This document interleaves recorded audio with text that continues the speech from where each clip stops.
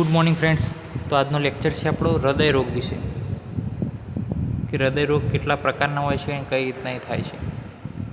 તો એની અંદર હૃદરોગો disease of હૃદય છે એને હૃદરોગ કહેવાય છે. અને નિદાન શું છે? હવે હાર્ટના ડિઝીઝ ક્યારે થાય? તો વધારે પ્રમાણમાં જ્યારે એક્સરસાઇઝ કરવામાં આવે, અતિ વ્યાયામ, અતિ ઉષ્ણ, અતિ તીક્ષ્ણ પદાર્થ. તીક્ષ્ણ એટલે કે એક પ્રકારનો શાર્પ ઓબ્જેક્ટ કે જે શું કરે, શરીરની અંદર તરત પેનેટ્રેટ થઈને એબ્ઝોર્બ થાય અને એનું તરત જે છે મેટાબોલિઝમ થાય એવો પદાર્થ. પછી અતિ વિરેચન, અતિ બસ્તી, ચિંતા, ભય, ત્રાસ, વેગધારણ, કર્ષણ આહાર વિહાર અને કસાય તિક્ત અને અસાત્મ્ય આહાર વિહાર કરીએ તો જે છે એને તકલીફ પડશે, હૃદયને તકલીફ પડશે. અહીંયા જુઓ, કસાય અને તિક્ત બંને આહાર કેવા છે કે જે આપણને ભાવે નહીં. તો કોઈ વસ્તુનો ભાવે અને ના ભાવે એ કોના ઉપર? એ આપણે નથી કહેતા કે હૃદય ઇમોશન સાથે જોડાયેલું છે, તો એ હૃદય ઉપર ડિસાઇડ છે. તો જ્યારે આપણે નથી ભાવતું એવું ખાતા ત્યારે શું થાય છે? હૃદયને અફેક્શન થાય છે. ઓકે, એવું જ જે છે આયુર્વેદની અંદર અહીંયા સમજાવવામાં આવ્યું છે કે એવો આહાર કે જે તમારા હૃદયને પસંદ નથી, જે તમને પસંદ નથી, તો જે છે એ શું છે? એ કારણ બનશે શેનું? તો કે હૃદરોગનું. નિદાન સેવન કરો, અગ્નિમાંદ્ય થાય. નિદાન સેવન કરો, બરાબર. ધારો કે કોઈ આવો આહાર લઈ લો કે જે તમને નથી ભાવતો, પ્લસ અગ્નિમાંદ્યની હાજરી છે, તો શું થશે? સામ રસ ધાતુની ઉત્પત્તિ થશે. રસ ધાતુ તો ઉત્પન્ન થશે, તો કેવી? સામ રસ ધાતુ. એ શું કરશે? સ્રોતસોનો અવરોધ કરશે. જે ધમની છે એનો પણ શું કરશે? પ્રતિચય, એટલે કે ત્યાં પણ શું કરશે? એક પ્રકારનો પ્રતિચય. ધમનીની અંદર જે બ્લડનો ફ્લો છે એને પણ શું કરશે? રોકશે. અને એના કારણે ઉરહ પ્રદેશ છે ત્યાં આગળ ઊંચા થાય છે અને હૃદરોગ તરીકે ઓળખવામાં આવે છે. ઓકે, તો આ રીતના જે છે પેથોફિઝિયોલોજી છે કે નિદાન સેવન કરો એટલે અગ્નિમાંદ્ય તો છે જ હાજર. એટલે રસ ધાતુ ઉત્પન્ન થશે, એમાં કેવી? સામ રસ ધાતુ. એટલે એ સ્રોતસોનો પાછો અવરોધ કરશે.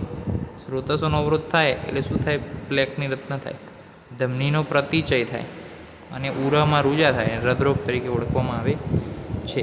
એના ટાઈપ કેટલા છે? એના ટાઈપ જે છે 5 છે: વાત, પિત્ત, કફ, સન્નિપાતજ અને કૃમિજ હૃદરોગ. 5મો ટાઈપ મોસ્ટ છે. સામાન્ય લક્ષણ શું છે? જો જ્યારે પણ હૃદરોગ થાય ત્યારે શું છે? જુઓ કે આખા શરીરને જે પોષણ આપે છે હૃદય, એની અંદર જ તમને રોગ થયો છે, તો શું થશે? આખા શરીરની અંદર પોષણ, જે રક્ત પહોંચે છે, બ્લડ, એની અંદર વિશિષ્ટતા આવશે. બ્લડ જે છે પહોંચશે નહીં, અથવા તો બ્લડ જે છે મળશે નહીં, તો વૈવરણતા આવશે આખા શરીરની અંદર. મૂર્છા આવી શકે છે, કારણ કે બ્લડ નથી પહોંચતું બધે. જ્વર, કાસ, એકા શ્વાસ, આસ્ય વૈરસ્ય, પ્રમોહ, શરદી, કફ ઉત્કલેશ, રૂજા, અરુચિ અને તૃષ્ણા જેવા લક્ષણો તમને જોવા મળે છે. વિશેષ લક્ષણની અંદર શું કીધું છે? કે વાત, પિત્ત, કફ, સન્નિપાતજ અને કૃમિજ, તો એના જે છે લક્ષણો આપ્યા છે. સાધ્ય સદ્યમ વાત, પિત્ત, કફ સાધ્ય છે. નવ સન્નિપાતજ અને નવ કૃમિજ એ આપીએ છે. જ્યારે નવ ના હોય, જૂનો સન્નિપાતજ અને જૂનો કૃમિજ, રોગી દુર્બલ હોય, ઉપદ્રવયુક્ત હોય, અરિષ્ટ લક્ષણયુક્ત હોય, તો એ જે છે શું છે? અસાધ્ય છે. ઉપદ્રવ કયા કયા છે? તો કે તમને થાક લાગે, અવસાદ એટલે કે ડિપ્રેશનમાં જતા રહો, ભ્રમ, મૂર્છા અને શોષ હોય, તો જે છે એ અસાધ્ય થઈ જાય છે. હવે હૃદરોગની ચિકિત્સા કરશું શું આપણે? કઈ રીતના ચિકિત્સા કરશું હૃદરોગની? તો કે નિદાન પરિવર્તન તો કરશું જ, કે જે આપણે આગળ જોયા, પ્લસ વિશ્રામ કરશું. કઈ રીતે? શારીરિક રીતે પણ અને માનસિક રીતે પણ. એટલે કે જે ટેન્શનવાળું કામ છે એ થોડીક વાર છોડશું આપણે, અને જે ટેન્શનવાળો જે આપણો જે લાઈફસ્ટાઈલ છે એને પણ છોડશું. તો શું છે? શારીરિક અને માનસિક રીતે વિશ્રામ અને દોષ અનુસાર ચિકિત્સા કરવાની છે. વાતજની હૃદરોગની ચિકિત્સામાં શું કરશો તમે? વમન કરાવ્યું છે, પછી તેલ પીવાનું કીધું છે, લ્યુકવામ, આ બધું એડ કરીને અભ્યંગ કીધું, અને કેટલાક યોગો કીધા. યોગોમાં વાસા અને પુષ્કર મૂળ યાદ રાખજો. હવે પિત્તજ હૃદરોગમાં શું કીધું? તો કે પ્રલેપ કીધો. પિત્તજમાં શીત દ્રવ્યનો ઉપયોગ કરવાનો. પ્રલેપ, પરિસેચન, વિરેચન અને પિત્ત શામક આહાર. અર્જુન સુઈપાઈ યાદ રાખજો. ત્યારબાદ છે ત્રીજો ટોપિક, કે કફજ હૃદરોગની ચિકિત્સા.